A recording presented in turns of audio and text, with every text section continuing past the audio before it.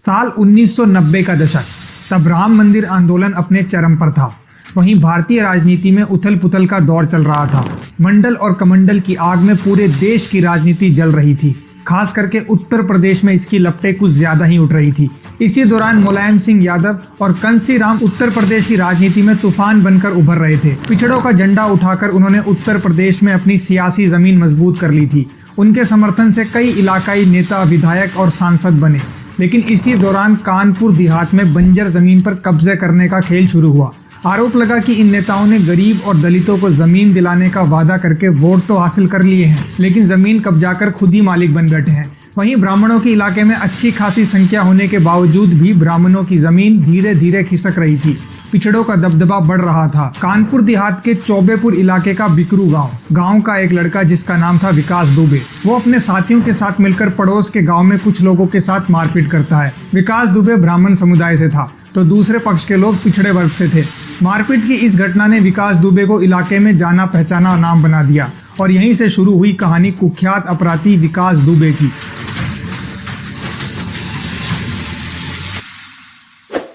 ये राजनीति का वो दौर था जिसमें पिछड़ों की राजनीति तेजी से बढ़ रही थी। मंडल पॉलिटिक्स अपनी पीक पर थी और ब्राह्मण अपने आप को थोड़ा उथल पुथल महसूस करने लगे थे। उसी समय एक दबंग ब्राह्मण लड़का उभरा तो ब्राह्मण का एक वर्ग को लगा कि हाँ, कोई तो है जिससे लोग घबरा रहे हैं। विकास पर सबसे पहले नजर पड़ी पूर्व विधायक नेकचंद्र पांडे की।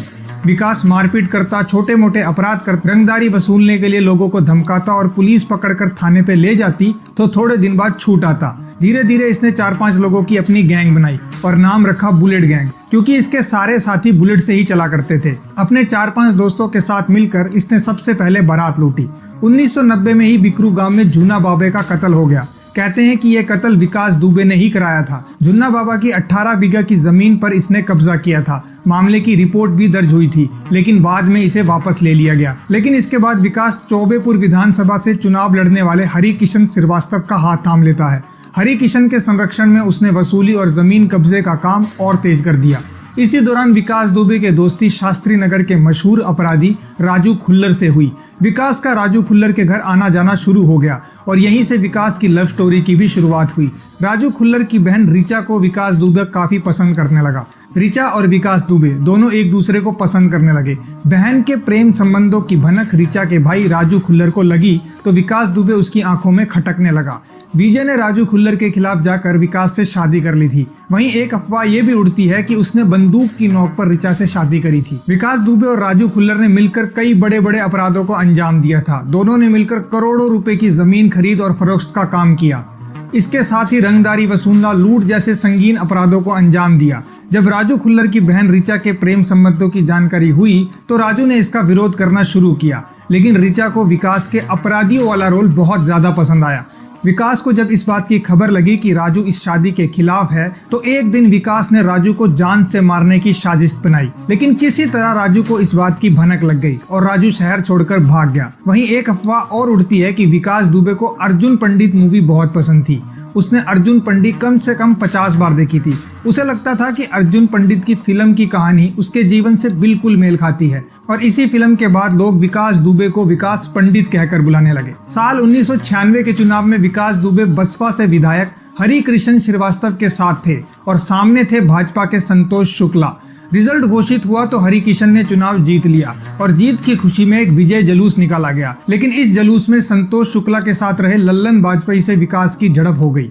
विकास दुबे ने लल्लन वाजपेयी के भाई को बहुत बुरी तरीके से पीटा।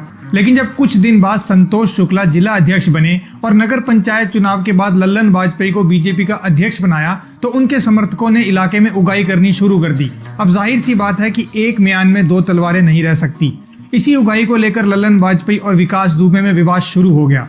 कई बार मारपीट हुई और विवाद बढ़ता चला गया। अब शिवराजपुर इलाके में वर्चस्व की जंग लड़ने के दौरान साल 2000 में ताराचंद इंटर कॉलेज के सहायक प्रबंधक सिद्धेश्वर पांडे और फिर राम बाबू यादव नामक व्यक्ति की हत्या में भी विकास दुबे का नाम सामने आया था। लेकिन उसी साल जेल में रहते हुए विकास दुबे ने शिवराजपुर सीट से जिला पंचायत का चुनाव लड़ा और उसे जीता भी। अब साल आया 2001 और तारीख थी 12 अक्टूबर।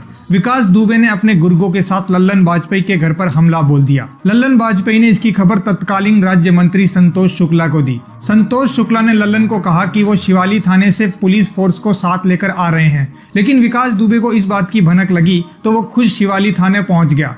शिवाली थाने के अंदर ही संतोष शुक्ला और दुबे के बीच काफी बहस हो गई और इसी बीच विकास दुबे ने संतोष शुक्ला को थाने के अंदर ही गोलियों से भून दिया।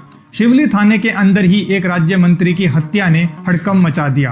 राज्य मंत्री हत्याकांड के बाद भी विकास दुबे को गिरफ्तार नहीं कर पाए, लेकिन भारी दबाव के चलते उसने 2002 में सरेंडर कर दिया। मामले में खास कुछ हुआ नहीं, क्योंकि एक भी व्यक्ति विकास दुबे के खिलाफ गवाही देने को तैयार नहीं हुआ। यहाँ तक कि संतोष शुक्ला के सरकारी गनर और ड्राइवर ने भी मुंह मोड़ लिया और विकास दुबे बड़े आराम से रिहा हो गया। अब ऐसे ही विकास दुबे की गुंडई चलती रही। साल 2004 में केवल व्यापारी दिनेश दुबे की हत्या का भी आरोप विकास दुबे के ऊपर लगा और साल 2018 में अपने ही चचेरे भाई अनुराग पर विकास दुबे ने जानलेवा हमला किया, जिसमें उसके खिलाफ अनुराग की पत्नी ने विकास दुबे के खिलाफ एफआईआर दर्ज कराई। इस मामले में विकास दुबे को जेल जाना पड़ा, लेकिन उसने जेल से ही अपने गैर कानूनी धंधे को जारी रखा। अब तक विकास दुबे के ऊपर 60 से ज्यादा मुकदमे दर्ज हो चुके थे। इतने मामलों में इन्वॉल्व होने के बावजूद भी उस पर कोई एक्शन नहीं हो पा रहा था। विकास दुबे जैसे अपराधी पर कोई कार्रवाई न होने का कारण था उसे प्राप्त राजनीतिक संरक्षण और पुलिस के अंदर में उसकी गहरी पैठ। विकास दुबे पुलिस सिस्टम के लिए एक नासूर बन चुका था। उसके बढ़ते आपराधिक कदम पुलिस और समाज के लिए खतरा बन चुका था। पुलिस अब विकास दुबे के अपराध का अंत करना चाहती थी। अब साल 2020 में कोरोना महामारी के बीच बिकरू गांव में विकास दुबे की आपराधिक महामारी का बोलबाला फैल रहा था। इस आपराधिक महामारी को जड़ से खत्म करने के लिए 2 और 3 जुलाई की दरमियानी रात को सीओ देवेंद्र मिश्रा के नेतृत्व में पुलिस टीम ने बिकरू गांव में धावा बोल दिया, लेकिन होनी को शायद उस दिन कुछ और ही मंजूर था।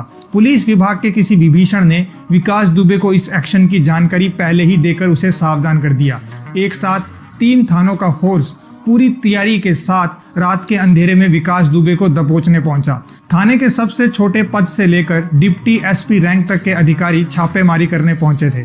छापेमारी करने गई टीम में अधिकांश पुलिसकर्मी पहले बार ही बिकरू गांव से रूबरू हुए थे। बिकरू गांव में जैसे ही पुलिस पहुंची, गांव का नजारा देखकर हैरान रह गई। पूरा गांव अंधेरे में डूबा हुआ था। गांव के अंदर जाने के लिए पुलिस की टीम जैसे ही आगे बढ़ी, उनका रास्ता रोके बीचों बीच एक जेसीबी मशीन खड़ी थी। रास्ता इतना संकड़ा था कि गाड़ी तो दूर की बात थी, पुलिस वाले को पैदल भी बड़ी मुश्किल से आगे बढ़ना पड़ा। जैसे तैसे करके जेसीबी मशीन को पार करके पुलिस वाले आगे बढ़े।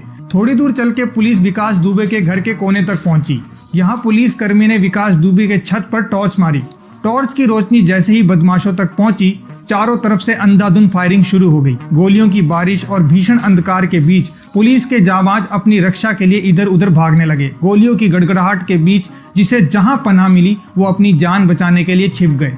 पहली बार में ही बदमाशों ने 20 से 22 राउंड फायरिंग शुरू कर दी। गोली सिपाही अजय सेंगर और सिपाही अजय कश्यप को लगी। घायल पुलिसकर्मियों ने कवरिंग फायर करते हुए पहले एक दीवार और एक ट्राली की आड़ ले ली और एक क्षतिग्रस्त मकान से होते हुए गली के अंदर पहुंच गए। घायल पुलिस वालों को किसी तरह जान बचाते हुए अपनी जीप तक पहुंचे, लेकिन इस दौरान पूरे गांव में सन्नाटा था, या यूं कहें कि गैंगस्टर विकास दुबे के डर से सहमा हुआ था, अपने घरों में दुबका हुआ था। बेखौफ अपराधी पुलिस टीम के ऊपर ताबड़तोड़ फायरिंग कर रहे थे। जो भी पुलिस वाला उनके सामने आया उसे अपना शिकार बना दिया। बदमाशों की गोलियों से बचने के लिए सीओ देवेंद्र मिश्रा जान बचाने के लिए घर में कूद गए, लेकिन विकास दुबे उसी घर के अंदर पहुंचा और सीओ देवेंद्र मिश्रा की बेरहमी से हत्या कर दी। कानपुर के बिकरू गांव में उस रात सीओ देवेंद्र मिश्रा, एसओ शिवराजपुर महेश यादव, एक सब इंस्पेक्टर और 5 सिपाही शहीद हो गए। यही नहीं, एक एसओ समेत 4 पुलिसकर्मी गोली लगने से घायल भी हो गए। सुबह जैसे ही 8 जांबाजों की शहादत की खबर मिली, सबकी आंखें क्रोध से लाल हो गई। अपने साथियों की शहादत का बदला लेने के लिए पूरे सूबे की पुलिस गैंगस्टर विकास और उसके साथियों की तलाश में जुट गई। लेकिन बड़ा सवाल अब भी यही था कि बदमाशों को पुलिस के आने की खबर किसने दी।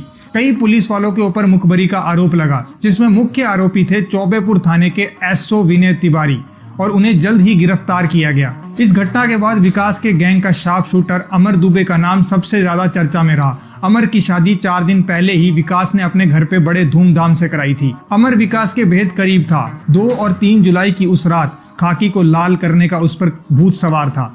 जो सामने आया उसे वो मारता गया। घटना को अंजाम देकर वो भी बिकरू गांव से फरार था। पुलिस तलाश में जुटी रही। उस खूनी रात का सबसे खूंखार हत्यारा अमर दुबे यूपी के हमीरपुर में पुलिस की पकड़ में आया और पुलिस ने उसे एनकाउंटर में मार गिराया। इस तरह एक के बाद एक हत्यारे मारे जा रहे थे, लेकिन विकास अभी भी फरार था। घटना के 7वें दिन यानी 9 जुलाई को विकास कई राज्यों में घूमता हुआ महाकाल के दरबार उज्जैन पहुंचा। चूहे बिल्ले की दौड़ खत्म हो चुकी थी। 8-9 बजे के करीब महाकाल के चौखट से विकास को गिरफ्तार किया गया, लेकिन सवाल ये भी खड़ा हुआ कि ये गिरफ्तारी थी या सरेंडर। उज्जैन में एमपी पुलिस ने यूपी पुलिस को सूचना दी कि वो शाम 7 बजे के करीब यूपी एसटीएफ की टीम उज्जैन पहुंच रही है और सड़क के रास्ते से विकास दुबे को लेकर कानपुर के लिए रवाना हो रही है। पूरे देश को विकास के कानपुर पहुंचने का इंतजार था। 10 जुलाई को सुबह 6:10 के करीब जब विकास को लेकर टीम कानपुर में दाखिल हुई तो कानपुर से पहले पड़ने वाले 12 टोल नाके पर मीडिया और बाकी गाड़ियों की चेकिंग और सुरक्षा की नजर से उन्हें रोक दिया गया। इसके करीब 20 मिनट बाद खबर आई कि विकास दुबे का एनकाउंटर हो चुका है। कानपुर के भौंती गांव में पुलिस ने विकास को मार गिराया। जिस माटी से खूनी पटकथा शुरू हुई थी, कई राज्यों का सफर तय करते हुए वहीं आकर खत्म हो गई। पुलिस ने बताया कि विकास दुबे को ले जा रही गाड़ियों का काफिले के सामने अचानक गाय और भैंसों का झुंड आ गया। इससे बचने के लिए गाड़ी का बैलेंस बिगड़ गया और गाड़ी वहीं पलट गई। विकास ने परिस्थिति का फायदा उठाकर एक पुलिस वाले की पिस्टल छीनकर भागने की कोशिश की। भागते हुए विकास ने पुलिस वालों पर गोलियां चलाना शुरू कर दी। विकास की ओर से हो रही फायरिंग के जवाब और आत्मरक्षा में पुलिस ने उसे ढेर कर दिया।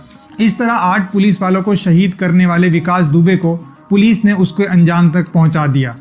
विकास दुबे की कहानी पुलिस, पॉलिटिक्स और अपराध के गठजोड़ की कहानी है। 3 दशक तक लगातार अपराध जगत में सक्रिय रहने के बावजूद पुलिस और नेताओं का संरक्षण मिलता रहा। 60 मुकदमे होने के बावजूद वो खुला घूमता रहा।